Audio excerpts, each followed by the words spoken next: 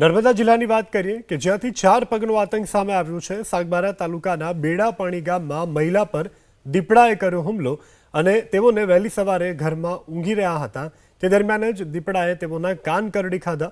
દીપડાના હુમલામાં ઇજાગ્રસ્ત મહિલા હાલ સારવાર હેઠળ રાજપીપળા સિવિલ હોસ્પિટલમાં દાખલ છે। ઘટનાની જાણ થતાં જ સાંસદ મનસુખ વસાવા અને જિલ્લા ભાજપ પ્રમુખ નીલ રાવ હોસ્પિટલ પહોંચી આવ્યા। ઇજાગ્રસ્ત મહિલાના ખબર અંતર પૂછ્યા હતા। મીડિયા સાથે વાત કરતા સાંસદ મનસુખ વસાવાએ પ્રતિક્રિયા આપી કે જંગલો ઓછા થતાં દીપડાઓ હવે રહેણાંક વિસ્તારમાં આવવા લાગ્યા છે। આદિવાસી વિસ્તાર માટે સરકાર એક સ્પેશિયલ ઓપરેશન ચલાવે, દીપડાઓને પકડવા વન વિભાગ સ્પેશિયલ ટીમ બનાવે તેવી સરકારને રજૂઆત કરીશું। मैं एमनो भाई थाऊँ छूँ અને જે બેન હતા એ ખેતરે રહેતા હતા। મારી દીકરીઓ 3 જણા રહે છે ને ઘરમાં હતા। એ લોકો ભીત પાડીને ચિત્તાએ એટેક મારેલો છે। કઈ જગ્યા કયું ગામ? બેડાપાણી ગામ છે। આખું બોલજો।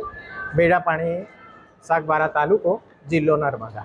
अच्छा વિશાળ ફળિયું। આ વારંવાર હવે દીપડા આવતા રહે છે, આવા બનાવ બનતા રહે છે। બહુ એટલે વન વિભાગને જાણ કરી ખરી? હા, જાણ કરી છે ખરી અને એ લોકોએ પાંજરા પણ ગોઠવેલા પણ પાંજરામાં દીપડાઓ આવતા નથી। અમે આની ગંભીર પ્રકારની નોંધ લીધી છે। ડીએફઓ સાથે મેં એક મિટિંગ કરવા પણ માંગીએ છીએ, પણ ડીએફઓ સ્થળ પર ગયા તે સાગબારા પર રાજ્ય સરકારમાં કોઈને કોઈ રીતના અમે કહીશું કે નર્મદા જિલ્લામાં કોઈ એવી ઓપરેશન ટીમ મૂકે કે જે આવા હિંસક પશુના સતત રક્ષણ માટે પ્રજાની સેવા કરે એ પ્રકારના કોઈ પ્રકારની એવો સ્કોડ ટ્રાઇબલ વિસ્તારમાં ખાસ કરીને આવો જરૂર છે।